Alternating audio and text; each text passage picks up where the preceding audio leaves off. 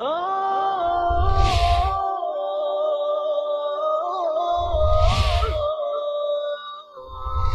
حامل القرآن.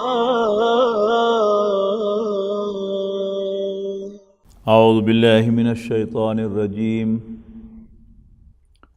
بسم اللہ الرحمن الرحیم. یا ایہا الذین آمنوا اذا قمتم الى الصلاة فاغسلوا وجوہکم وایدیکم الى المرافق وامسحوا برؤوسکم وارجلکم الى الکعبین وإن كنتم جنبا فاطہروا وَإِن كُنتُم مَّرْضَىٰ أَوْ عَلَىٰ سَفَرٍ أَوْ جَاءَ أَحَدٌ مِّنكُم مِّنَ الْغَائِطِ أَوْ لَامَسْتُمُ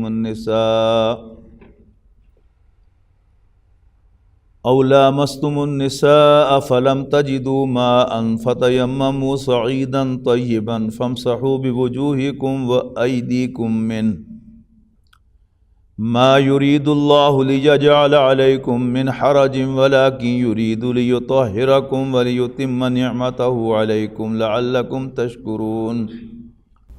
یہ ہم سورہ مائدہ پڑھ رہے ہیں. اس سے پہلے سورہ نساء میں تیمم کا حکم گزر چکا ہے، اور یہ ذہن میں رہے کہ یہ دونوں مدنی صورتیں ہیں. سورہ مائدہ بعد کی ہے، سورہ نساء پہلے کی ہے، لیکن نماز مکی دور میں فرض ہو گئی تھی، اور نماز سے پہلے وضو کیا جا رہا تھا. وضو کا حکم بھی آ چکا تھا اور غسل کا حکم بھی تھا، لیکن اس حکم کی بنیاد رسول اللہ صلی اللہ علیہ وسلم کی سنت تھی. یعنی بعض لوگ جو سمجھتے ہیں کہ دین میں قرآن مجید جو ہے وہ کافی ہے، وہ آخری ہدایت ہے، یہ نوٹ کریں کہ یہاں پر وضو کے اور تیمم کے احکام بعد میں نازل ہو رہے ہیں، جبکہ بالفعل وضو بھی کیا جا رہا تھا اور یقیناً تیمم بھی کیا جا رہا ہوگا، یا اگر تیمم نہیں بھی ہے تو بہرحال کم سے کم وضو جو ہے وہ تو ہو رہا تھا. تو یہاں کیا ہے، ان آیات میں وہ کنفرمیشن ہے. پھر یہاں پر وضو کا حکم آیا تو ساتھ تیمم کا حکم کہ جو سورہ نساء میں نازل ہوا تھا وہ دہرا دیا گیا تاکہ ایک مضمون جو ہے مکمل ہو جائے. اس لیے کہ طہارت کے یہ 3 ارکان ہیں. یعنی اگر آپ حالت جنابت میں ہیں تو غسل فرض ہے، اور ویسے پاک ہیں تو ہر نماز کے لیے وضو فرض ہے، اور غسل یا وضو دونوں کی حاجت ہے یا کسی ایک کی حاجت ہے، اور آپ کو پانی اویلیبل نہیں ہے یا بیماری کی وجہ سے آپ پانی استعمال نہیں کر سکتے، تو اس کا قائم مقام جو ہے وہ تیمم ہے. تو یہ سارے احکام آپ کو یہاں پر یکجا ملیں گے. فرمایا اذا قمتم الی الصلاۃ، جب تم نماز کے لیے کھڑے ہو یعنی نماز کا قصد کرو، فاغسلوا وجوہکم، تو دھو اپنے چہروں کو، وایدیکم الی المرافق، اور ہاتھوں کو کونیوں تک دھو. یہ بات ذہن میں رکھیے گا کہ عربی زبان میں ہاتھ کا لفظ جو ہے، ید کا لفظ جو ہے وہ یہاں تک اس کا استعمال ہے. یعنی یہ بھی ہے لیکن یہاں تک بھی اسے ید ہی کہتے ہیں، اس کے لیے کوئی علیحدہ نہیں ہے. یعنی آزودن بازو جو ہے وہ اس کا اصل اطلاق جو ہے وہ اوپر ہے، لیکن جب ید کہا جائے تو وہ یہاں تک بھی ہو سکتا ہے، یہاں تک بھی ہو سکتا ہے، یہاں تک بھی ہو سکتا ہے. تو یہاں تک بھی اگر کہنا ہو تو اس کو ید ہی کہیں گے. لیکن چونکہ یہ مسئلہ شریعت کا ہے لہذا اس کو واضح کیا گیا ہے کہ ہاتھ جو ہے وہ کہاں تک دھونے ہیں. ہمارے اردو محاورے میں ہاتھ جو ہے وہ صرف یہاں تک ہے، کونی تک نہیں ہے. یعنی یہ بازو کے 2 حصے ہیں، یہ نچلا حصہ ہے بازو کا اردو محاورے میں، اور یہ بازو کا اوپر والا حصہ ہے. لیکن عربی زبان میں یعنی جیسے ہم بازو کا اطلاق یہاں بھی کرتے ہیں یہاں بھی کرتے ہیں، عربی زبان میں ہاتھ کا اطلاق جو ہے وہ یہاں بھی ہوتا ہے اور یہاں تک بھی ہوتا ہے. اس کو یوں سمجھ لیجیے. تو یہاں واضح کیا گیا ہے کہ کہاں تک دھونا ہے، کہ جب تم نماز کا قصد کرو تو اپنے چہروں کو دھویا کرو. اب چہرہ جو ہے یہ ایک ویل ڈیفائنڈ چیز ہے، یعنی بالوں کے نیچے سے جو بال جہاں ہے، اگر بال گر بھی گئے ہیں کسی انسان کے، لیکن بہرحال جو ہیئر لائن ہوتی ہے وہ واضح ہوتی ہے، انسان کی پتہ ہوتا ہے کہ یہ ہیئر لائن، اور یہ ٹھوڑی کا جو نیچے والا کارنر یہ چہرہ ہے. یہ ایک بالکل جانی پہچانی شے ہے. لہٰذا اس میں احادیث کے اندر تو آپ کو مل جائے گا سارا کہ یہ کانوں تک بھی جاؤ اور ادھر بھی چلو، لیکن ان جنرل یہ چہرہ جو ہے یہ ایک واضح اصطلاح ہے اور اس میں کوئی کنفیوژن نہیں ہے، لہذا اس کے لیے نہیں کہا کہ چہرہ یہاں تک دھو اور وہاں تک دھو، اوپر تک دھو، نیچے تک دھو۔ البتہ بازو میں چونکہ ہاتھ میں چونکہ یہ اختلاف ہو سکتا تھا کہ ہاتھ کا اطلاق جو ہے وہ یہاں سے لے کر یہاں تک ہوتا ہے، لہذا اس کے اندر واضح کر دیا گیا کہ تم کونیوں تک دھو۔ اچھا، اب اس میں پھر یہ واضح سمجھنا چاہیے کہ جب بھی آپ کہتے ہیں کہ جی میں فیصل آباد جا رہا ہوں، تو فیصل آباد کی حدود تک جانا جو ہے یہ فیصل آباد جانا نہیں کہلاتا۔ فیصل آباد جانا کیا ہوگا کہ آپ فیصل آباد کے اندر داخل ہوں تب آپ فیصل آباد جانے شمار ہوں گے۔ تو فقہا نے پھر اس پر بھی بحث کی ہے کہ جو کہا ہے کہ اپنے ہاتھوں کو کونیوں تک دھو، تو کونیوں تک ہے یا کونیوں سمیت ہے؟ تو فقہا کی رائے یہی ہے کہ یہ کونیوں سمیت دھونا ہے، یعنی اپنے ہاتھوں کا کونیوں سمیت دھونا جو ہے یہ فرض ہے۔ اس کے بعد یہ تیسرا رکن جو ہے وہ مسح ہے۔ جیسے ہم ترتیب میں جانتے ہیں کہ ہمارے جو وضو ہے ہمارا اس کے فرائض 4 ہیں: چہرے کا دھونا، بازوؤں کا کونی تک دھونا، اور مسح کرنا سر کا، اور پاؤں کا دھونا۔ باقی کیا ہے؟ وہ سنتیں ہیں، نوافل ہیں۔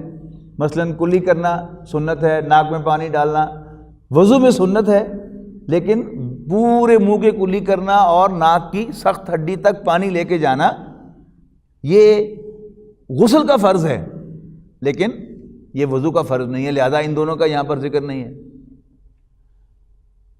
ہاتھوں کا دھونا آغاز میں یہ بھی سنت ہے، لہذا اس کا بھی یہاں پر ذکر نہیں ہے، صرف فرائض کا تذکرہ ہو رہا ہے۔ تو فَاغْسِلُوا وُجُوهَكُمْ وَأَيْدِيَكُمْ إِلَى الْمَرَافِقِ وَامْسَحُوا بِرُؤُوسِكُمْ، اور مسح کرو اپنے سروں کا۔ اب چونکہ یہ مسح جو ہے یہ با کے ساتھ آیا ہے، لہذا یہ حالت جر میں چلا گیا، رؤوسکم نہیں ہے۔ یعنی پہلے آپ دیکھو دیکھیں فَاغْسِلُوا وُجُوهَكُمْ، زبر بتا رہی ہے کہ یہ مفعول ہے اس کا، پھر ایدیکم یہ بھی مفعول ہے اس کا دھونے کا، لیکن مسح جو ہے یہ عربی محاورے میں با کے ساتھ آتا ہے، لہذا اس کے بعد با ہے، لہذا سر جو ہے وہ حالت جر میں چلے گئے، وَامْسَحُوا بِرُؤُوسِكُمْ۔ اس کے بعد جو ہم عام قرات پڑھتے ہیں اس میں آپ دیکھتے ہیں کہ وَأَرْجُلَكُمْ ہے، وَأَرْجُلَكُمْ إِلَى الْكَعْبَيْنِ، اور پاؤں کو ٹخنوں تک۔ اب اس میں جو ہمارے ہاں شیعہ حضرات ہیں ان کی رائے یہ ہے، وہ اس کو یوں پڑھتے ہیں وَامْسَحُوا بِرُؤُوسِكُمْ وَأَرْجُلِكُمْ، کہ مسح کرو اپنے سروں کا اور اپنے پاؤں کا۔ لیکن اہل سنت کی رائے یہ ہے کہ اگر پاؤں کا بھی مسح ہوتا تو پھر الی الکعبین نہ کہا جاتا، اس لیے کہ مسح میں تو بس مس کرنا ہی ہوتا ہے، اس میں کوئی باقاعدہ حدود و قیود تو ہو ہی نہیں سکتی کبھی بھی۔ جیسے اگر آپ موزوں کا مسح کرتے ہیں تو بس ایک گیلا ہاتھ لے کر آپ یوں اس کے اوپر پھیر لیتے ہیں تو وہ مسح ہو جاتا ہے۔ اسی طرح سر کا معاملہ ہے کہ آپ نے ہاتھ گیلا کیا، پانی ڈالا دونوں ہاتھوں پہ اور یوں کر کے آپ نے پھیر لیا تو مسح ہو گیا۔ اس میں باقاعدہ جو ہے پوری حدود جو ہیں آپ جو ہیں وہ یوں یوں کر کے یہاں بھی آئیں اور یوں یوں کر کے یہاں بھی آئیں اور پھر سارا کنفرم کریں، یہ تو نہیں ہوتا۔ لیکن بہرحال اہل سنت کی رائے یہ ہے کہ یہ جو یہاں پر ارجلکم کو علیحدہ کیا گیا ہے یہ ترتیب کی وجہ سے کیا گیا ہے، اس لیے کہ یہ ترتیب جو سنت سے ثابت ہے وہ یہی ہے کہ پہلے چہرہ دھویا جاتا ہے، پھر بازو دھوئے جاتے ہیں فرائض میں سے، پھر مسح کیا جاتا ہے اور پھر آخر میں پاؤں دھوئے جاتے ہیں۔ تو لہذا جو عام تراجم آپ دیکھیں گے وہ اسی طرح ہوں گے، اور ٹخنوں تک پاؤں دھو لیا کرو، یعنی دھو لیا کرو کو بریکٹ میں کر لیا جاتا ہے اس لیے کہ وہ الفاظ کے اندر نہیں ہے لیکن مفہوم کے اندر وہ شامل ہے۔ وَإِن كُنتُمْ جُنُبًا، اور اگر تم حالت جنابت میں ہو یعنی تم پر غسل فرض ہو، فَطَّهَّرُوا، تو نہا کر پاک ہو جایا کرو۔ تو دونوں فرائض کا ذکر ہو گیا، یعنی وضو کا بھی ذکر آ گیا ایک ہی آیت میں اور غسل کا بھی ذکر آ گیا۔ اب اگلا جو حصہ اسی آیت کا ہے وہ کیا ہے؟ وہ تیمم سے متعلق ہے۔ وَإِن كُنتُم مَرْضَىٰ، پہلی شرط کیا بیان کی تیمم کے لیے کہ اگر تم مریض ہو، بیمار ہو، او علی سفر، یا سفر میں ہو۔ اچھا، اب مریض جو ہے وہ گھر میں بھی ہو سکتا ہے، سفر میں بھی ہو سکتا ہے، لہذا دونوں کو کور کیا۔ اور تیسری کیا معاملہ ہے کہ پانی نہ ہو، آپ مریض بھی نہیں ہیں، سفر میں بھی نہیں ہیں، لیکن پانی اویلیبل نہیں ہے۔ بعض اوقات ہوتا ہے کہ جی لوڈ شیڈنگ بہت لمبی چوڑی ہو گئی، مسجد میں بھی اعلان ہو جاتا ہے کہ پانی نہیں ہے، گھر سے وضو کر کے آئیں، اور گھر میں بھی آپ کے پانی نہیں ہے، یعنی ایک وضو کرنے کے لائق بھی پانی نہیں ہے، تو کیا کریں آپ؟ تو تیسری شرط جو ہے وہ لاگو ہو گئی کہ تم پانی نہ پاؤ۔ تو ان تینوں صورتوں میں کیا کرنا ہے؟ فَتَيَمَّمُوا صَعِيدًا طَيِّبًا، تم پاک مٹی کا قصد کیا کرو۔ پاک مٹی کا قصد کیا ہے کہ وضو اور غسل دونوں کس سے ہوتے ہیں؟ پانی سے ہوتے ہیں، اور پانی کی بجائے اب اس کا قائم مقام مطہر اللہ تعالیٰ نے عطا کر دیا، وہ کیا ہے؟ پاک مٹی۔ اچھا، اب پاک مٹی بھی ملنا فرض نہیں ہے، بس آپ کی نیت ہو کہ میں اس سے اللہ تعالیٰ کے حکم کے مطابق اپنے آپ کو پاک کرنے لگا ہوں، یوں کر کے تو یوں ایک ہاتھ جو ہے وہ چہرے کے اوپر پھیر لیں، اور پھر دوبارہ یوں کریں، اور یوں کر کے، اور پھر یوں کر کے آپ بازو کے پھیر لیں، تو آپ کا تیمم مکمل ہو گیا۔ اچھا، اب اس میں ہمارے فقہاء نے بڑی محنتیں کی ہیں، بہت محنتیں کی ہیں، ہمیں اس کا تصور نہیں ہے۔ بنیادی جو بحث ہے ہماری فقہ کے اندر وہ کیا ہے کہ یہ دو چیزیں ہیں، ایک عبادت، وضو عبادت ہے نا، اس میں کوئی شک تو نہیں، لیکن وضو کیا ہے یا غسل کیا ہے؟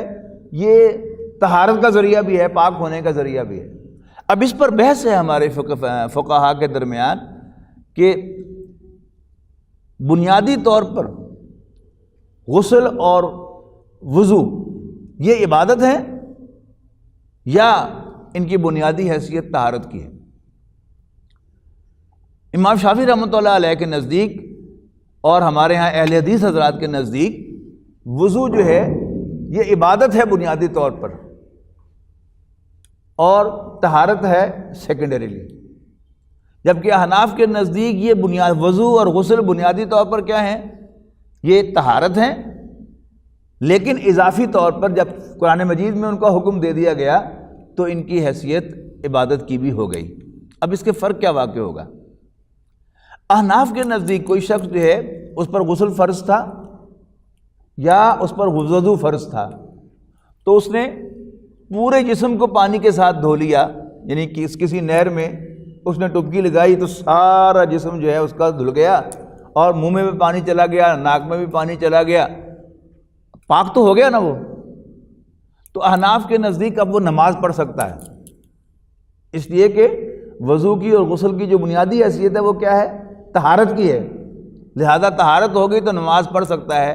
البتہ عبادت کے لیے نیت ضروری ہے، چونکہ اس نے نیت نہیں کی تھی وضو کرنے کی یا غسل کرنے کی، اسے وضو کا ثواب نہیں ملے گا، لیکن نماز اس کی ہو جائے گی۔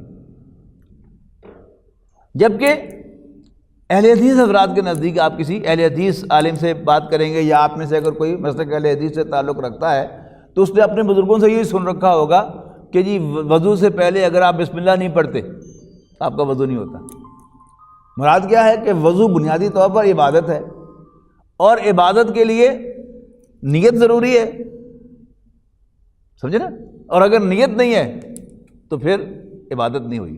جیسے نماز میں کیا ہے؟ اٹھک بیٹھک ہے نا، اس میں تو کوئی شک نہیں، آپ کھڑے ہوتے ہیں، یہ ایک پوزیشن ہے، پھر آپ رکوع میں جاتے ہیں، دوسری پوزیشن ہے، پھر آپ سجدے میں جاتے ہیں، یہ تیسری پوزیشن ہے، چوتھی جو ہے آپ پاؤں پر وزن ڈال کر پورا پاؤں کے اوپر، ٹانگوں کے اوپر بیٹھ جاتے ہیں۔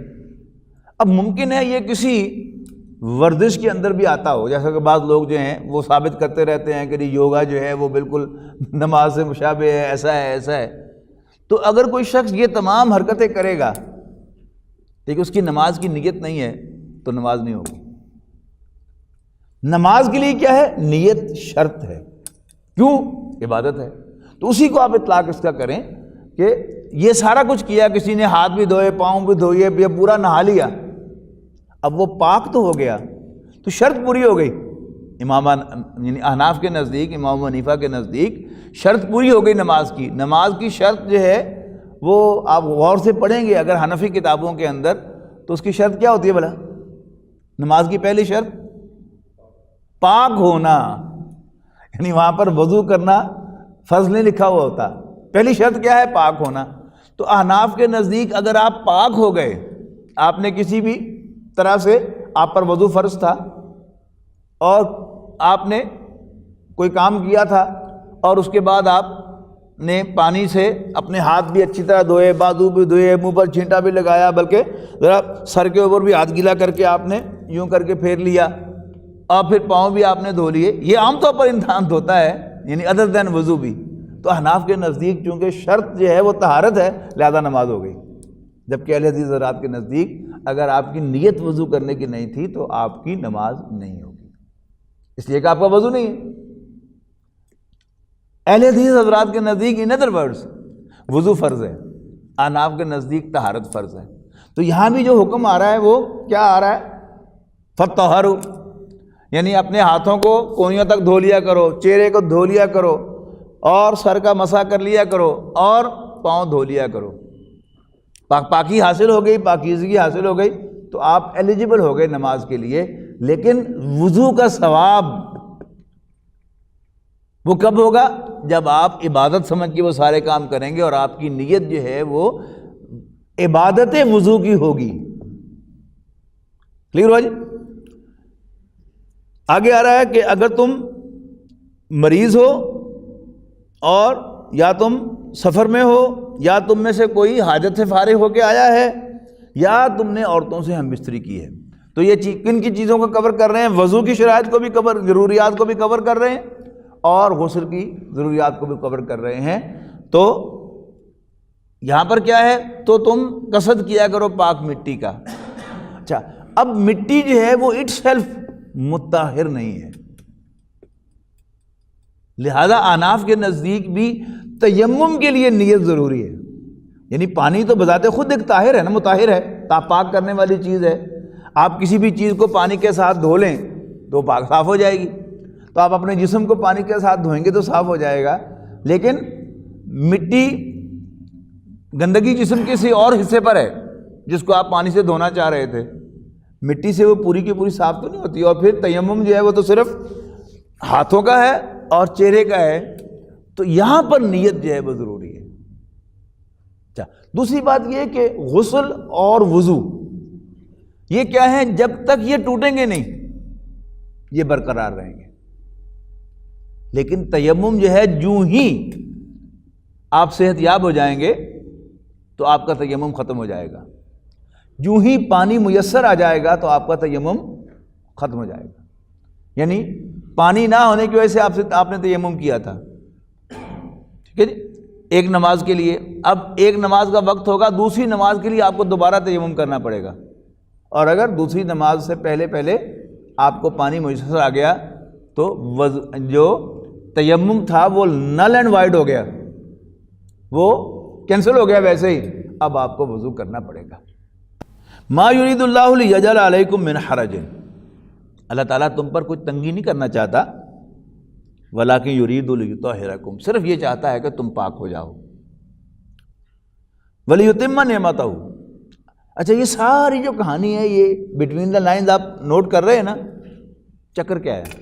اصل کیا ہے کہ نماز 5 وقت کی فرض ہے. یعنی اصل فوکس کیا ہے؟ نماز فوکس ہے. لہذا احکام بھی سارے کے سارے جو ہیں وہ اسی کے ساتھ متعلق ہوں گے. نماز بہرحال پڑھنی ہے، یہ اللہ تعالیٰ کی فرض ہے، طرف فرض ہے. لیکن اس فرض کو ادا کرنے کے لیے ایک خاص جو ہے وہ حد تک آپ نے ٹرائی کرنی ہے اور اس کے بعد پھر آپ کو اللہ تعالیٰ فیسیلیٹیٹ کرے گا. تو اللہ تعالیٰ کی اس فیسیلٹی سے ہم نے فائدہ اٹھانا ہے. تو یہ کیا ہے؟ تیمم اللہ تعالیٰ کی طرف سے ایک فیسیلٹی ہے کہ اگر پانی میسر نہیں ہے یا تم بیمار ہو اور تمہیں غسل یا وضو کی عادت ہے تو پھر تم تیمم کر لیا کرو. ولیطہر ولکن یرید لیطہرکم، اصل میں وہ چاہتا ہے کہ تمہیں پاک کرے.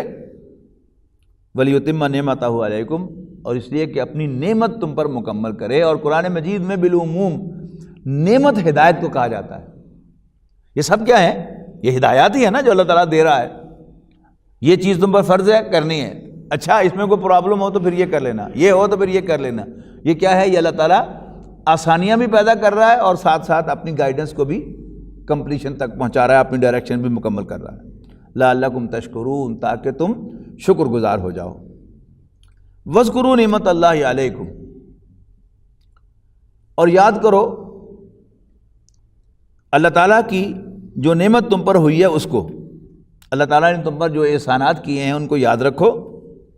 وَمِيثَاقَهُ الَّذِي وَاثَقَكُم بِهِ، اور اس وعدے کو یاد رکھو جس کے ذریعے اس نے تمہیں باندھ لیا ہے۔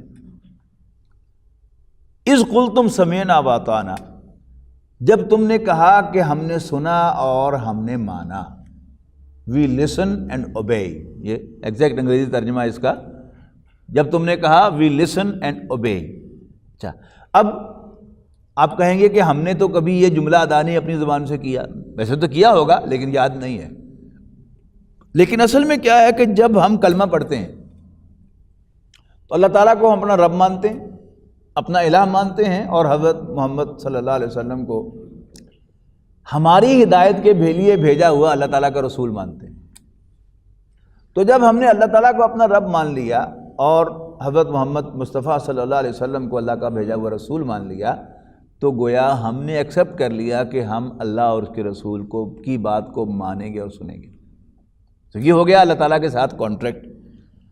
اور یاد کرو اس عہد کو، الذی واثقکم بہ، اس کے دو ترجمے ہیں کہ جس نے تمہیں اللہ کے ساتھ باندھ دیا ہے۔ یاد کرو اس میثاق کو کہ جس نے تمہیں اللہ کے ساتھ باندھ دیا ہے، اس کے ساتھ باندھ دیا ہے۔ اور اسی کا دوسرا ترجمہ، چونکہ جب ہی ضمائر استعمال ہو رہے ہوتے ہیں تو ضمائر کا اگر کوئی واحد مذکر کی ضمیر ہے تو اس کا اطلاق میثاق پر بھی ہو سکتا ہے، وعدے پر بھی ہو سکتا ہے، اور اللہ تعالیٰ پر بھی ہو سکتا ہے۔ اور کم جو ہیں بہرحال وہ انسان ہوں گے۔ تو دو ترجمے ہو سکتے ہیں کہ یاد کرو اس وعدے کو جس نے تمہیں اللہ کے ساتھ باندھ دیا ہے، اور یا یاد کرو اس وعدے کو الذی واثقکم بہ، جس کے ذریعے سے اللہ تعالیٰ نے تمہیں اپنے سے آپ سے باندھ لیا ہے۔ اذ قلتم سمعنا وَأَطَعْنَا، جب تم نے کہا، جب تم کہتے ہو ہم نے سنا اور ہم نے قبول کیا۔ وی لسن اینڈ اوبے۔ واتقوا اللہ، اور اللہ سے ڈرتے رہو۔ تقویٰ جو ہے یہ اسلام کی دین کی اصل روح ہے۔ اللہ تعالیٰ کو ماننا ایک جگہ، اللہ کے رسول کو ماننا ایک جگہ، قیامت کو ماننا ایک طرف۔ لیکن اگر انسان میں خوف خدا نہ ہو تو پھر انسان راہ راست پر نہیں آتا، ڈنڈیاں مارتا رہتا ہے۔ اللہ تعالیٰ کا خوف ہر سطح پر، یہی چیز جو ہے وہ انسان کو یعنی کیا کہنا چاہیے، ڈسپلن رکھتی ہے۔ اپنے باس کا، اپنے امپلائر کا ڈر، وہ مختلف اینگل سے ہوتا ہے۔ میں نکال نہ دیا جاؤں، میری ترقی نہ رک جائے، اور کوئی میرا نقصان نہ ہو جائے، میرے لیے کوئی پریشانی نہ ہو۔ اس چیز کا ڈر جو ہے، اپنے مالک کا، اپنے باس کا ڈر، یہ آپ کو اپنی امپلائمنٹ میں صحیح راستے پر رکھتا ہے۔ باقی بحیثیت مجموعی انسان کا زندگی میں اللہ تعالیٰ کا خوف، یہ یقین رکھتے ہوئے کہ میرا رب مجھے دیکھ رہا ہے اور وہ مجھ سے اس کا حساب لے گا۔ اس لیے کہ اگر انسان کو یہ اندازہ ہو کہ مجھے کوئی نہیں دیکھ رہا تو ہی is likely to become corrupt. الذی واثقکم بہ اذ قلتم سمعنا وَأَطَعْنَا، جب تم نے کہا کہ ہم نے سنا اور مانا۔ واتقوا اللہ، اور اللہ سے ڈرتے رہو۔ ان اللہ علیم بذات الصدور، یقیناً اللہ تعالیٰ تو سینوں کے بھیدوں کا بھی جاننے والا ہے۔ یہ ہائٹ ہے اللہ تعالیٰ کے علم کی کہ اللہ تعالیٰ صرف ظاہر کو نہیں دیکھتا، اللہ تعالیٰ ہمارے باطنوں کو بھی دیکھتا ہے۔ اچھا، اب جتنی بھی ہوائیں چلتی ہیں اسلام کے خلاف، یعنی کرنے اول میں معتزلہ آئے اور پھر اس کے بعد معتزلہ کی مختلف شکلیں، منکرین حدیث آئے، آپ ان کے پاس جائیں گے، کچھ چیزیں جو ہیں وہ ان میں کامن ہیں۔ ایک چیز ان میں سے کیا ہے یا فلسفے کی روح سے طرف سے اگر اسلام میں آیا جائے گا تو کیا ہوگا کہ اللہ تعالیٰ جو ہے وہ کلیات کا جاننے والا ہے، جزئیات کا جاننے والا نہیں ہے۔ موٹی موٹی باتیں اللہ کو پتہ ہیں لیکن ڈیٹیلز اللہ کو معلوم نہیں ہے معاذ اللہ۔ جبکہ اہل سنت کا عقیدہ کیا ہے کہ اللہ تعالیٰ کی اجازت کے بغیر ایک پتا بھی جنبش نہیں کر سکتا، اور ایک چھوٹی سی چھوٹی جو حرکت ہے وہ بھی اللہ تعالیٰ کو معلوم ہے۔ یہ اس سے بھی آگے کی بات ہے کہ ہماری حرکتیں ہی صرف اللہ تعالیٰ کو معلوم نہیں ہیں، ہماری نیتیں بھی اللہ تعالیٰ کو معلوم ہیں، ہماری انٹینشنز بھی اسے پتہ ہے۔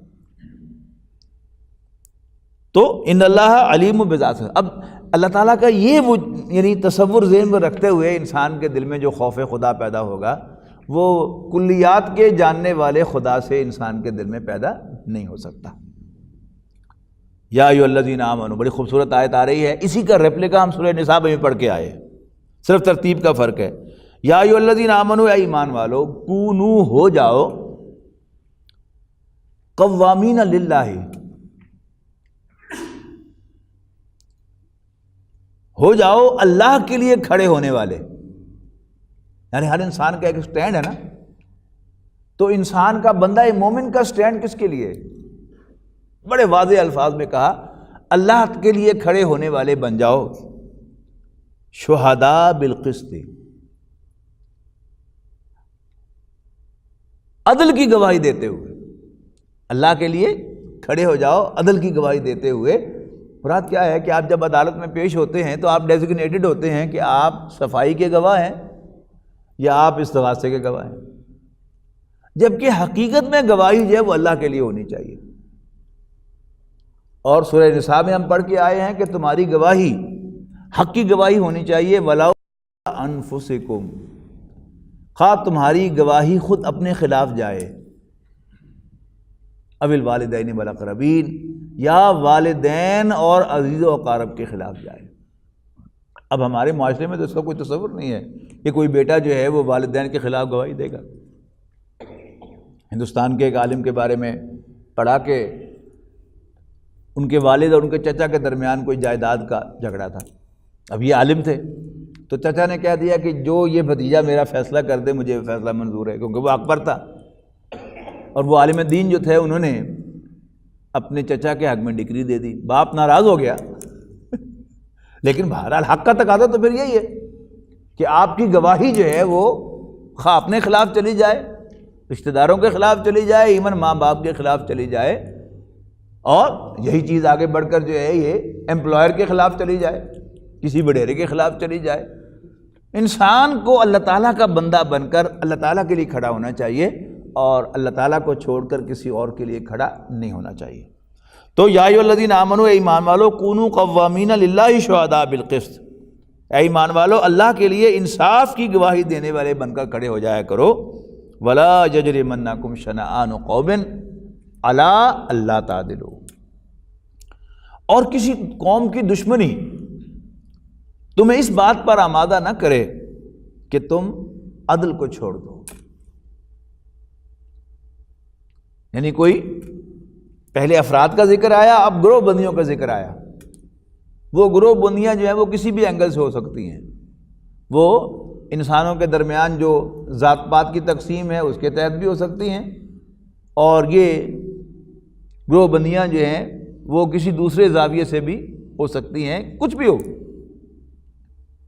تم حق کی گواہی دو، سچی گواہی دو، اللہ کی طرف سے گواہ بن کر کھڑے ہو جاؤ، اور کسی قوم کے ساتھ تمہاری دشمنی اور عداوت ہے لیکن تمہیں انصاف کی کرسی پر بیٹھ کر ان کے درمیان فیصلہ کرنا ہے، وہ حق پر ہوں تو صرف اس لیے کہ تمہاری ان کے ساتھ خاندانی دشمنی ہے، یا تمہاری ان کے ساتھ کوئی ذاتی عداوت ہے، یا کوئی پرسنل انٹرسٹ ہے جو تمہاری کلیش کر رہی ہے ان کے ساتھ، عدل کا دامن ہاتھ سے نہ چھوڑو۔ اصل میں رازق جو ہے وہ اللہ تعالیٰ کی ذات ہے۔ کل میرے ساتھ کیا ہونے والا ہے یہ مجھے کچھ معلوم نہیں ہے، اللہ تعالیٰ کو معلوم بھی ہے اور اس کے ہاتھ میں بھی ہے۔ انسان جب بھی عدل و انصاف کی راہ کو چھوڑتا ہے تو کوئی ذہن میں اس کے تنگی آتی ہے، وہ دیکھ رہا ہوتا ہے کہ اگر یہ ہوگا تو پھر کل کو یہ ہو جائے گا۔ وہ بھول جاتا ہے کہ اگر میں اللہ تعالیٰ کی طرف سے فیصلہ کروں گا اللہ تعالیٰ کی طرف سے گواہی دوں گا تو اللہ تعالیٰ میرا ساتھ دے گا، اور جو میں سمجھ رہا ہوں، جو میرا خیال ہے، اس سے کہیں بہتر اللہ تعالیٰ مجھے دلوائے گا۔ اس میں درمیان میں تھوڑا سا وقفہ آتا ہے کہ جس میں ایک اللہ تعالیٰ کی طرف سے ٹیسٹ آتا ہے کہ یہ مخلص ہے کہ نہیں، لیکن پھر ان دا لانگ رن اس جھٹکے کے بعد پھر اللہ تعالیٰ جو ہے ساری کمی جو ہے وہ اگلی پچھلی پوری کر دیتا ہے۔ ادلو، عدل کیا کرو، ہوا اقرب للتقوی، یہ تقوی سے قریب تر ہے، یعنی خدا خوفی کی جو اصل ظہور ہے، مینیفیسٹیشن ہے، جو ثبوت ہے، وہ کیا ہے کہ آپ حق کی گواہی دیتے ہیں یا نہیں، آپ عدل کے ساتھ فیصلہ کرتے ہیں یا نہیں۔ ایک شخص جو ہے وہ بڑا دیندار بنا پھرتا ہے، لیکن جب گواہی دینے کا وقت آتا ہے تو وہ جھوٹی گواہی دیتا ہے، جب اس سے کوئی فیصلہ کروایا جاتا ہے تو وہ غلط فیصلہ کرتا ہے، حالانکہ ایک ہے انسان سے غلطی ہو جائے، اس کا امکان تو ہے، لیکن میرا ضمیر کہتا ہے کہ یہ حق پر ہے، لیکن میں فیصلہ دوں کہ وہ حق پر ہے۔ یہ کیا ہے؟ یہ جان بوجھ کر کیا ہوا ہے، یہ انتہائی بہت بڑا جرم ہے۔ لیکن میں غلطی سے سمجھوں ہو یہ حق پر، میں سمجھوں کہ وہ حق پر ہے اور میں اس کے حق میں فیصلہ دوں، اس کے لیے انسان توبہ استغفار کر کے اللہ تعالیٰ سے معافی مانگتا رہے ہر شخص، تو اللہ تعالیٰ ایسی غلطیوں جو ڈیلیبریٹلی نہ کی گئی ہوں، جو غیر ارادی طور پر انسان سے ہوئی ہوں، اللہ تعالیٰ انہیں معاف کر دیتا ہے۔ واتقوا اللہ، پھر وہی بات، اللہ سے ڈرتے رہو۔ ان اللہ خبیر بما تعملون، یقیناً اللہ تعالیٰ تمہاری تمام حرکتوں سے واقف ہے، چھوٹی سے چھوٹی حرکت۔ اور انسان کو کبھی یہ احساس نہیں ہوگا اگر دل میں خوف خدا ہوگا کہ میں پرفیکٹ ہو گیا، اسے ہر وقت یہ احساس رہے گا کہ نہیں، یہاں مجھ سے کمی رہ گئی، یہاں کوتاہی ہو گئی، یہاں غلطی ہو گئی، یہاں زیادتی ہو گئی۔ لیکن اگر انسان اپنے دل سے خوف خدا کو نکال دے گا تو پھر شیطان انسان کو آ کر جفا مارے گا اور اسے سب اچھا دکھائے گا کہ تیرے جیسا آج تک دنیا میں کوئی پیدا نہیں۔ ہم اپنے گریبانوں میں جھانک کے تو ایوری ناؤ اینڈ دین ہمیں یہ احساس ہوتا رہتا ہے کہ میں تو بالکل ٹھیک ہوں۔ جب بھی انسان کو یہ احساس ہو تو فوراً تعوذ کرنا چاہیے، اللہ تعالیٰ کی پناہ میں آنا چاہیے۔ یہ خیالات جو ہیں، یہ احساس جو ہے انسان کو اس کا دشمن شیطان ہی دلاتا ہے، اللہ تعالیٰ اس احساس کو پسند نہیں کرتا۔ وعد اللہ الذین آمنوا وعملوا الصالحات لہم مغفرۃ واجر عظیم، جو لوگ ایمان لائے اور نیک کام کرتے رہے ان سے اللہ تعالیٰ نے وعدہ فرمایا ہے کہ ان کے لیے بخشش اور اجر عظیم ہوگا۔ بخشش جو ہے یہ بنیادی چیز ہے اور یہ ایک لائن ہے۔ اگر انسان کے گناہ بخشے نہیں جاتے تو پھر وہ یہ گناہ انسان کو لے ڈوبے گے۔ انسان کا یہ احساس کہ میں پرفیکٹ ہوں، یہ شیطانی احساس ہے۔ رسول اللہ صلی اللہ علیہ وسلم نے ارشاد فرمایا کہ کوئی قیامت کے دن جنت میں داخل نہیں ہوگا جب تک اللہ تعالیٰ کی مہربانی شامل حال ہو، اپنے اعمال کی بنیاد پر جنت میں نہیں جا سکتا۔ اب یہ بظاہر ایک ایسی سٹیٹمنٹ تھی جو دین کی ساری گائیڈنس کو ایک طرف رکھ رہی ہے۔ تو کسی صحابی نے بڑی جرأت کی کہ اللہ کے رسول آپ بھی؟ آپ نے فرمایا ہاں، استغفر اللہ ربی 70 مرۃ فی کل یوم، میں تو روزانہ 70 دفعہ یعنی ملٹیپل ٹائمز اللہ تعالیٰ سے بخشش مانگتا ہوں۔ اب وہ بخشش رسول اللہ صلی اللہ علیہ وسلم کی جو بخشش کی درخواست ہے وہ کیا ہے؟ یعنی وہ جو رسول اللہ صلی اللہ علیہ وسلم کا لیول تھا، ہم سے بہت اونچا لیول ہے ان کا، ہم میں سے ہر دو اشخاص کا لیول برابر نہیں ہے۔ قیامت کے دن محاسبہ جو ہے وہ مین ٹو مین ہوگا، پرسن ٹو پرسن ہوگا اور اس کی کیپیسٹی کے مطابق ہوگا۔ یعنی کامن سینس کیا کہتا ہے کہ میرا محاسبہ قیامت کے دن آپ سے زیادہ سخت ہوگا۔ کیوں؟ اللہ تعالیٰ نے مجھے اپنے دین کی، اپنی کتاب کی سمجھ عطا کی ہے، تو I am supposed to perform better than you, ہے نا ایسا؟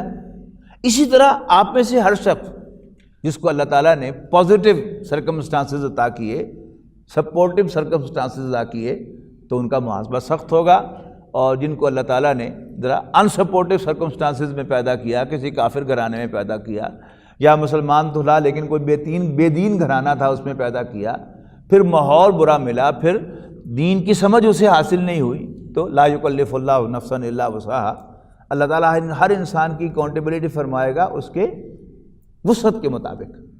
تو انبیاء کرام کی وسعت بہت زیادہ ہے، ان کا مقام و مرتبہ بہت بلند ہے، لہذا انہیں ہر وقت یہ احساس رہتا تھا کہ we are not doing up to the mark, جتنا ہمیں کرنا چاہیے ہم نہیں کر پائے۔ حضور صلی اللہ علیہ وسلم کی ایک دعا بھی ہے کہ اللہم لا عبدنا کا حق کا عبادتک، اے اللہ ہم تیری عبادت کا حق نہیں ادا کر سکتے، اور تیری پہچان کا ما عرفنا کا حق کا معرفتک، ہم تیری معرفت کا، تیری پہچان کا حق ادا نہیں کر پائے، اور وما عبدنا کا حق کا عبادتک، اور ہم تیری عبادت کا حق ادا نہیں کر سکے۔ لہذا ان کی جو اللہ تعالیٰ سے حضور استغفار تھی وہ اس کمی کے لیے تھی، اور ہماری جو اللہ تعالیٰ سے استغفار کی دعا ہے وہ یقیناً گناہوں سے استغفار کی دعا ہے۔ لہذا جو اللہ تعالیٰ کی طرف سے ری ایشورنس ہے کہ وہ لوگ کہ جو ایمان لاتے اور اچھے عمل کرتے ہیں ان کے لیے مغفرت ہے، یعنی خالص اعمال کے حساب کتاب سے، اور ظاہر اعمال کے حساب جو ہیں وہ نعمتوں کے ساتھ جو ہیں وہ ہوں گے، ہر نعمت کا بھی حساب ہونا ہے، اور اللہ تعالیٰ کا ایک چھوٹا سا دیا ہوا ناخن جو ہے اس کا بھی ہم نے شکر ادا نہیں کیا تو اس کا بھی ہمارے ذمے اس کا بھی حساب ہے، ایک ایک بال کا بھی حساب ہے، ایک ایک سانس کا بھی حساب ہے، ایک ایک ڈکار جو ہمیں آتی ہے اس کا بھی حساب ہے، اللہ تعالیٰ جو ہمیں واش روم میں لے جا کے ریلیکس کرتا ہے اس کا بھی حساب ہے، جو چھینک آتی ہے اس کا بھی حساب ہے، جو کھانسی آتی ہے اس کا بھی حساب ہے۔ تو حساب تو پھر جب ہوگا، حساب تو حساب ہوتا ہے، تو اس حساب میں تو کوئی پورا نہیں اتر سکتا۔ ہاں اللہ تعالیٰ کی طرف سے انعام کیا ہے، یہاں دیکھیے نا، وہ لوگ جو ایمان لاتے اور اچھے عمل کرتے ہیں اللہ تعالیٰ کا ان کے ساتھ وعدہ ہے بخشش کا اور اجر عظیم کا۔ اللہ تعالیٰ ان کی خامیوں سے، ان کی کوتاہیوں سے، ان کی کمیوں سے درگزر کرے گا، انہیں معاف کر دے گا، اور پھر اعمال، نیک اعمال جو ہوں گے ان کا اجر و ثواب بھی عطا فرمائے گا۔ والذین کفروا وکذبوا بآیاتنا اولئک اصحاب الجحیم، اس کے مقابلے میں وہ لوگ کہ جو کفر کریں گے اور ہماری آیات کو جھوٹا قرار دیں گے، اولئک اصحاب الجحیم، یہ اہل جہنم ہے۔ یا ایھا الذین آمنوا اذکروا نعمت اللہ علیکم، اے ایمان والو یاد کرو اللہ تعالیٰ کی اس نعمت کو، اذ ہم قوم ان یبسطوا الیکم ایدیہم، جب ایک جماعت نے ارادہ کیا کہ تم پر دست درازی کریں، فکف ایدیہم عنکم، تو اللہ تعالیٰ نے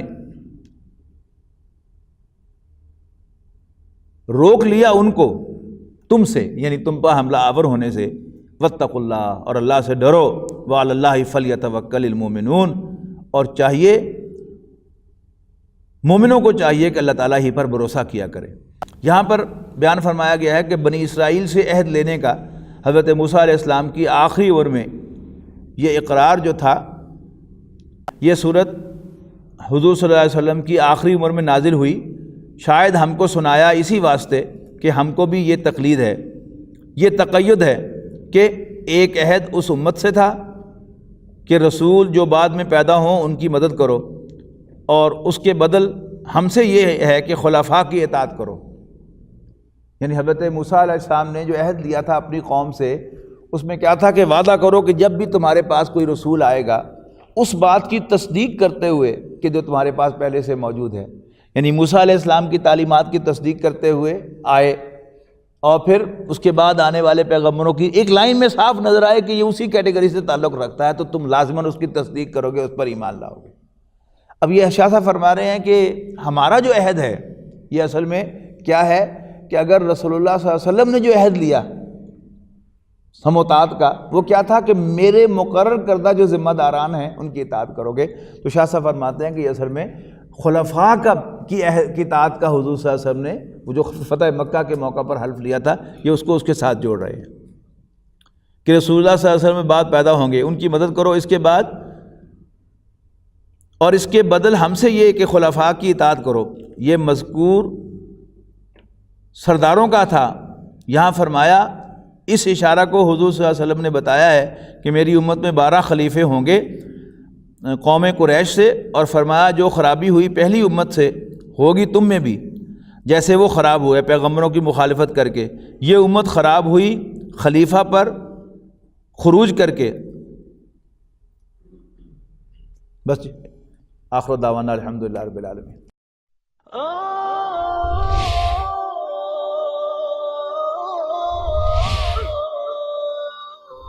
يا حامل القرآن